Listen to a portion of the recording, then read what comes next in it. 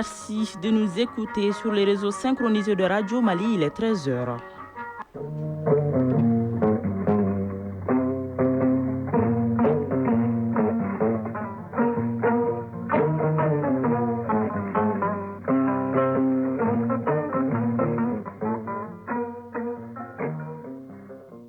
Le journal Barakissa Ouattara. Le Mali et la Mauritanie renforcent davantage leur coopération dans la lutte contre la migration irrégulière. Le ministre des Affaires étrangères de la République islamique de Mauritanie a été reçu hier par le général d'armée Assimi Goïta.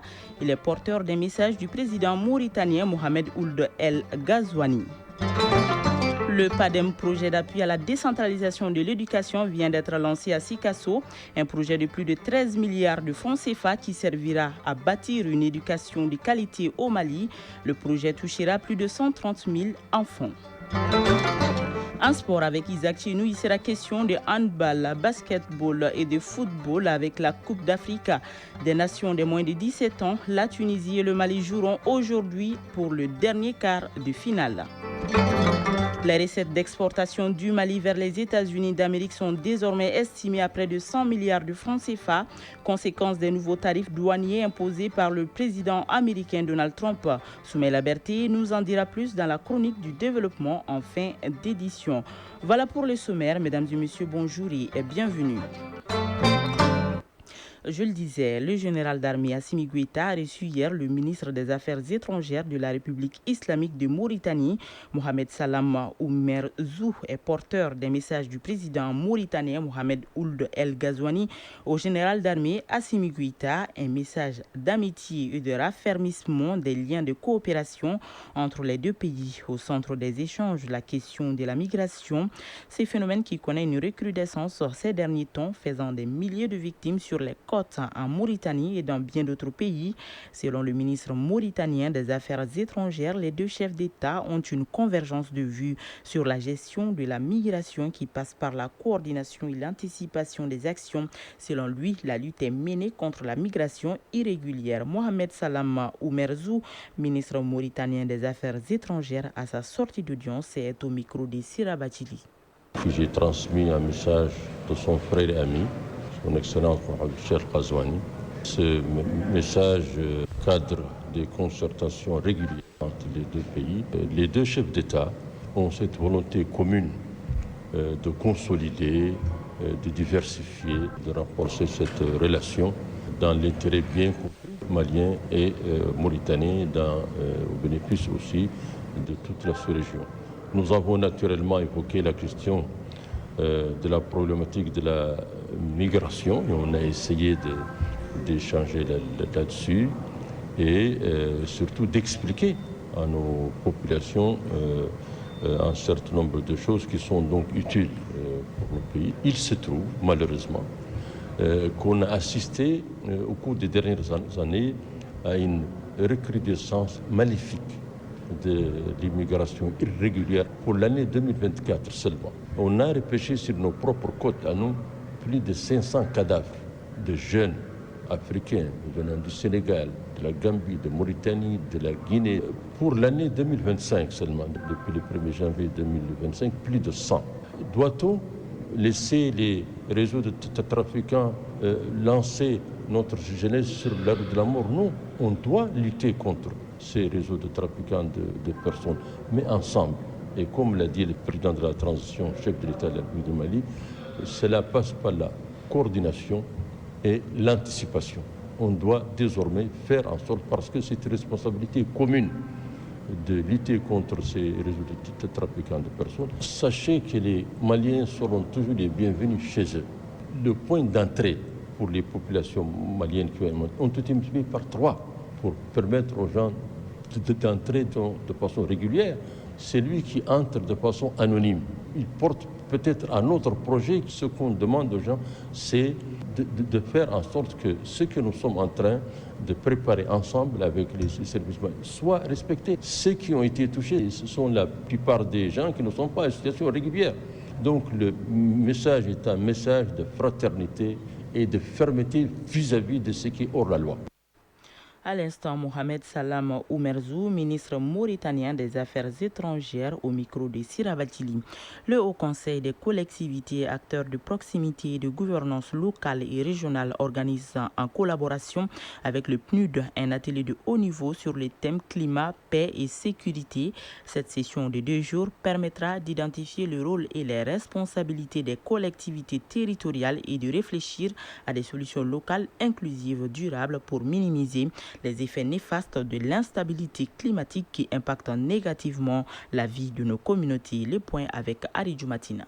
Soucieux de ses attributions, notamment la politique de développement local, régional, la protection de l'environnement pour l'amélioration de la qualité de vie des citoyens, le Haut Conseil des collectivités, en partenariat avec le PNUD, mène la réflexion sur les enjeux climatiques à travers la thématique climat, paix, sécurité, rôle et responsabilité des collectivités territoriales.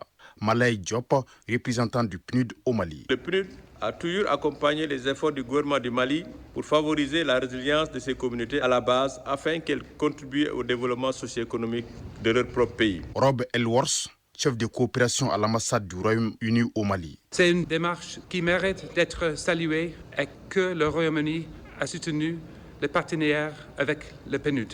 L'engagement du Royaume-Uni s'est traduit également par des actions concrètes sur le terrain. Les sécheresses prolongées, les précipitations irrégulières, la dégradation des terres agricoles constituent de nos jours des défis majeurs, surtout pour les États du Liptako-Gourma. Si Kadiatou Diallo, représentant de l'autorité de développement intégré des États du Liptako-Gourma. La sécurité climatique représente un problème transfrontalier qui va au-delà des capacités de réponse épars des pays et requiert une synergie d'action efficace et efficience. Au Mali, les activités agricoles sont de plus en plus menacées par l'instabilité climatique, mettant à rude épreuve la cohésion sociale. C'est pourquoi le département en charge de l'environnement et les collectivités territoriales trouve opportun le cadre de réflexion. Doumbia Mariam Tangara, ministre de l'Environnement, de l'Assainissement et du Développement durable. Face à la complexité des défis, les collectivités ne doivent plus être de simples bénéficiaires, mais de véritables actrices de la résilience et de la paix durable. Mamadou Satiki Diakité, président du Haut Conseil des collectivités. Il s'agira d'identifier les mécanismes de renforcement des capacités des collectivités territoriales en matière de gestion des risques climatiques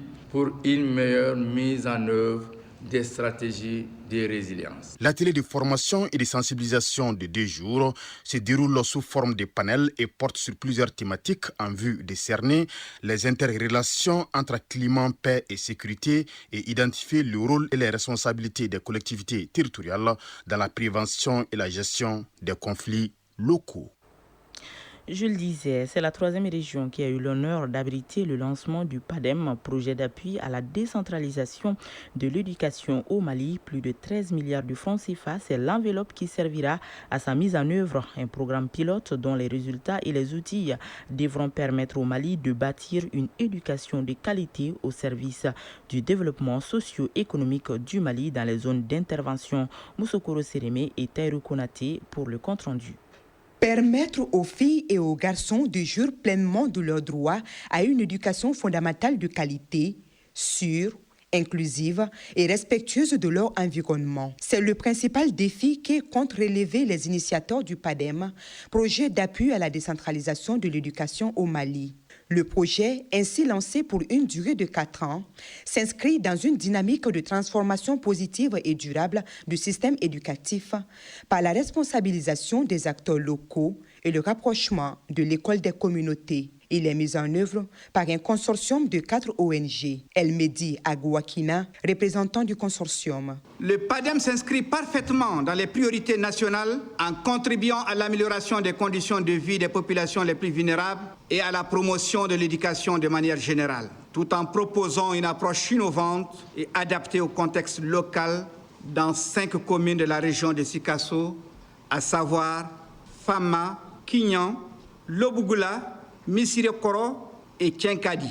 Le PADEM devra donc toucher le temps de son exécution 131 700 enfants de 3 à 15 ans dans 23 communes des régions de Kaï, Koulikoro, Sikasso et les districts de Bamako. Et quand l'éducation devient une priorité, les autorités régionales répondent présentes et s'engagent à s'approprier le projet afin de garantir son succès. Kanté Marie-Claude Dambélé, gouverneur de la région de Sikasso. À travers ces axes d'intervention, contribuera à renforcer les capacités des collectivités dans la gestion de l'éducation, à améliorer l'environnement scolaire et à favoriser une meilleure synergie entre les services déconcentrés de l'État, les collectivités et les communautés. Ensemble, faisons de l'école un véritable levier de développement local, un espace d'inclusion, d'égalité des chances et d'épanouissement pour nos enfants. Le PADEM est un financement de l'Union européenne à hauteur de 13 milliards 119 millions de francs CFA. Le consortium chargé de sa mise en œuvre est composé de Save the Children, CAEB, Corded et Association malienne pour la survie au Sahel. Sikasso, Msokora Sereme et Taïro Konate pour l'ORTM. Retour à Bamako, l'ambassade d'Afrique du Sud au Mali a créé un groupe dénommé Cercle des Amis de l'ambassade de l'Afrique du Sud au Mali, une plateforme basée sur la diplomatie ou les relations interpersonnelles. En clair, c'est une sorte de groupe au sein duquel se retrouvent les hommes des médias, le corps enseignant, militaire ainsi que d'autres couches de la société. Ce groupe se veut un moyen de renforcement de l'humanisme, de la sociabilité et l'entraide. Une première rencontre avec les membres de ce groupe a eu lieu hier et notre reporter Bokari Koulibaly y a pris part. Un nouveau projet sud-africain au Mali vient de voir le jour. Il se nomme Cercle des Amis de l'ambassade d'Afrique du Sud au Mali. L'initiative émane de la dite ambassade et c'est pour renforcer les relations interpersonnelles entre Bamako et Pretoria. Un projet inspiré du concept Ubuntu. Un concept qui prône l'humanisme, la sociabilité et l'entraide. Patience Loma Massima Massissi, chargée d'affaires à l'ambassade de la République d'Afrique du Sud au Mali. L'objectif, c'est de renforcer la diplomatie interpersonnelle avec les différentes composantes de la société malienne. Comme vous le savez, au sein du groupe, il y a des hommes d'affaires, il y a des miniers, il y a les représentants de la police et il y a aussi les représentants des universités. Cette initiative qui participe du brassage entre Maliens et Sud-Africains est bien accueillie par les membres du groupe. Occasion pour certains d'émettre quelques attentes. Dr Fatoumata Keïta, enseignante-chercheur, membre du Cercle des Amis de l'ambassade d'Afrique du Sud au Mali. Nous avons exprimé un besoin comme quoi nous aimerions avoir plus de partenariats, plus d'échanges académiques avec les universités et les instituts de recherche sud-africaines. Nous voulons avoir aussi plus d'informations et même des facilités à travers l'ambassade pour avoir des bourses de recherche, des bourses de mobilité et pour les étudiants et pour nos collègues. Et l'ambassade d'Afrique du Sud de promettre l'examen de faisabilité de ses attentes. La chargée d'affaires de l'ambassade s'est dit également prête à accueillir toute personne désireuse d'appartenir à cette plateforme. Les nouvelles à l'international au Gabon, dernière ligne droite de la campagne présidentielle. Les 8 candidats en lice mettent le bouchée double pour convaincre jusqu'à la dernière minute. La journée a néanmoins été déclarée fériée par le gouvernement afin de permettre aux électeurs enregistrés en province de faire le déplacement. Le chef de la transition, Brice Clotaire Oligui Nguema, quant à lui, a clôturé hier sa campagne par un double meeting. Le président français Emmanuel Macron a annoncé la possible reconnaissance d'un État palestinien en juin prochain. Cette décision a été saluée par les autorités palestiniennes et désapprouvée par le ministre israélien des Affaires étrangères qui a dénoncé une récompense pour le terrorisme. Un accord bilatéral entre le Panama et les États-Unis vient d'être signé pour permettre le déploiement des soldats américains près du canal. Une importante concession faite à Washington, même si la possibilité de base militaire est exclue par les autorités panamiennes. Rappelons que le Panama entretient des relations difficiles avec les États-Unis après une occupation américaine de la zone du canal pendant plusieurs décennies. Mali Actualité, les 13 heures passées de 13 minutes.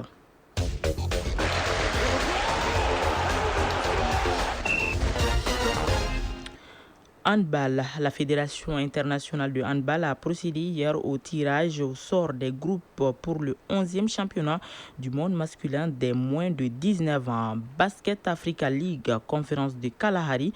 Le stade malien de Bamako effectuera demain sa 5e sortie. Le stade sera face au FUS de Rabat. Coupe du Mali de football. Les 8e de finale se joueront demain et dimanche. Coupe d'Afrique des Nations des moins de 17 ans. La Tunisie et le Mali joueront ce vendredi pour le dernier quart de finale. Le résumé de l'actualité sportive avec Isaac Chenou. Football, Coupe d'Afrique des Nations des moins de 17 ans. La Tunisie et le Mali s'opposent ce vendredi pour le dernier quart de finale. Ce Tunisie-Mali débutera au stade El Badi El Jadida au Maroc à 19h. La Côte d'Ivoire affronte le Sénégal dans le choc ouest-africain. Ce match entre la Côte d'Ivoire et le Sénégal aura lieu au stade municipal de Berechid à partir de 16h. Hier déjà, le Burkina Faso a réalisé une démonstration de force en quart de finale en écrasant la Zambie sur le score de 6-1. Dans un match à sens unique, les jeunes talons ont étalé leur talent offensif, validant de manière éclatante leur qualification pour le dernier quart de la compétition. Cette impressionnante victoire propulse le Burkina Faso en demi-finale où ils se présenteront avec le plein de confiance. Le Maroc a battu l'Afrique du Sud par 3-1 et se qualifie pour la demi-finale.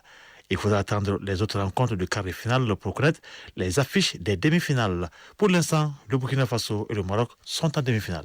Coupe du Mali de football. Les 8e de finale de la Coupe du Mali de football commencent demain avec 6 rencontres.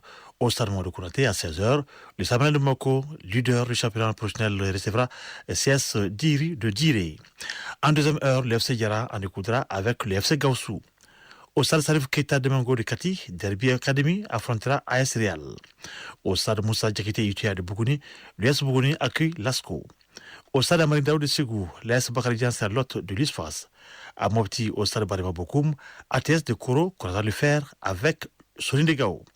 Suite fin dimanche, au stade de Konaté, le Djurba jouera contre AS Alençon de Koutiala. Juste après, Binga FC se mesurera à l'US Boukouba. Balle au panier, Basket African League, conférence de Kalahari, le Samarien de Bako effectuera demain sa 5e sortie. Le Samarien sera face au Fils de Rabat. Pas de rencontre aujourd'hui. Pour rappel, le Samarien de Bako a perdu hier sa 4e rencontre face à El Ittihad 91-68.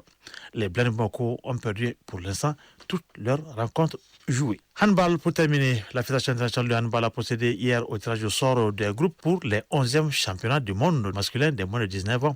Eh bien, la compétition aura lieu en Égypte et verra la participation de 5 pays africains. L'Égypte, pays hôte de la compétition, est logé dans le groupe J aux côtés du Japon, de la Corée du Sud et de Bahreïn. Le Maroc va évoluer dans le groupe B avec la Hongrie, la Suisse et le Kosovo. Troisième nation en lice à ce championnat du monde, l'Algérie qui va évoluer dans le groupe C avec la Serbie, l'Espagne et la Croatie. Dans le groupe H, on retrouvera la Tunisie, le Danemark, la République tchèque et les États-Unis. Enfin, seule nation d'Afrique subsaharienne, la Guinée-Conakry va affronter dans le groupe D l'Islande, le Brésil et l'Arabie saoudite. Chronique du développement.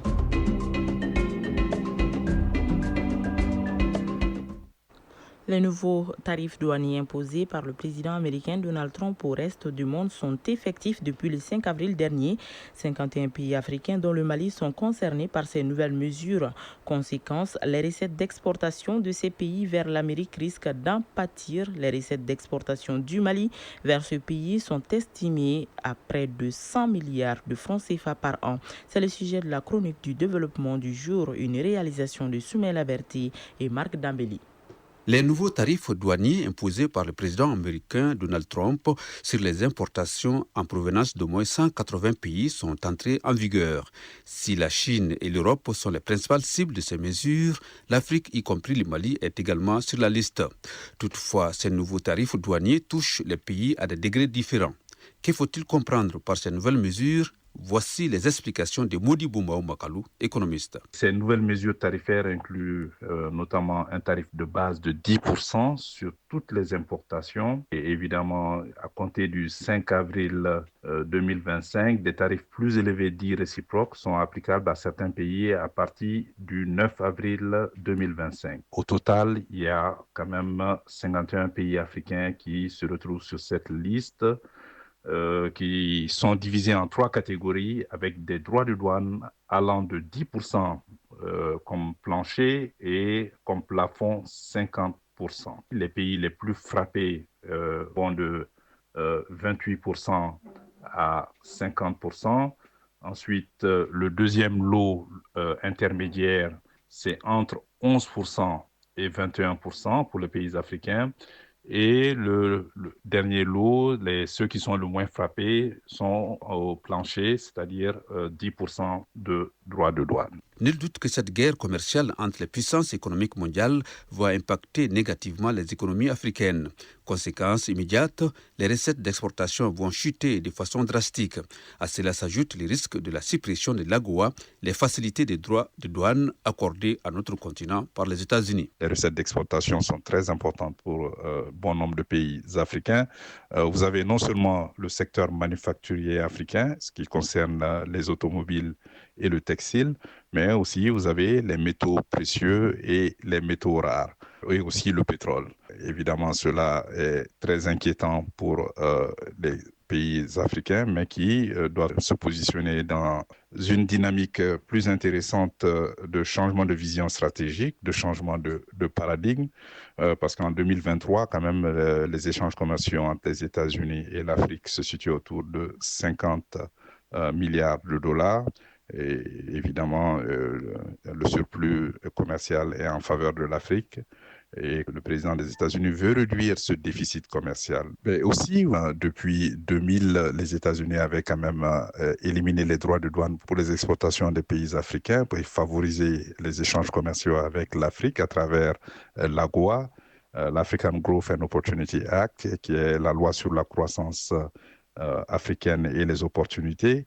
Je pense que ce régime AGOA risque d'être compromis, même s'il a atteint quand même des montants assez importants, à hauteur de 8 milliards de dollars en 2024. Face à ces nouveaux défis imposés par ces droits de douane américains dans le domaine du commerce mondial, l'Afrique doit mieux s'organiser.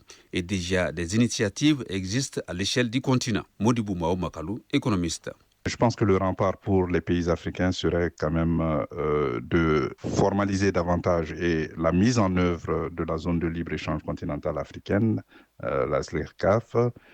Cela représente une opportunité unique et comme vous le savez, déjà le 16e Conseil des ministres du commerce des 48 pays africains vont se réunir le 15 avril 2025 à Kinshasa, en République démocratique du Congo, pour discuter quand même de la mise en œuvre de la zone de libre-échange continentale, mais aussi de comment faire face à ces défis au niveau du commerce mondial imposés par les tarifs douaniers des États-Unis. La zone de libre-échange continentale vise à créer une union douanière dans toute l'Afrique et un marché unique pour 1,5 milliard de consommateurs. Notre pays, le Mali, est concerné par la taxe plancher de 10%.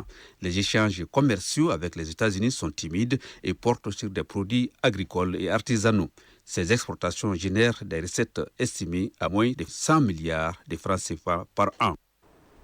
Par ailleurs, il faut noter que mercredi dernier, le président américain a annoncé dans la foulée la suspension pour 90 jours des tarifs réciproques au profit d'une centaine de pays, mais la Chine n'est pas concernée, au contraire.